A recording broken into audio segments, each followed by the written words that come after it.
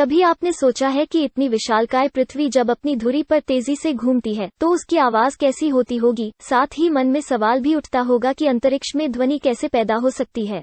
यह बात सच है कि अंतरिक्ष में वैक्यूम है, लेकिन इसका अर्थ यह नहीं कि वहाँ कोई ध्वनि नहीं है। इलेक्ट्रोमैग्नेटिक वाइब्रेशन के साउंड अंतरिक्ष में मौजूद है। नासा द्वारा विशेष रूप से डिजाइन उपकरण के जरिए इन आवाजों को सुनना संभव हो पाया है। तो चलिए फ्रेंड्स, आज हम सुनते हैं विविध ग्रहों की आवाज, और अगर हो सके तो आप हेडफोन्स को जरूर पहन लीजिए ताकि आपको ये आवाजें स्पष्ट रूप से सुनाई दे।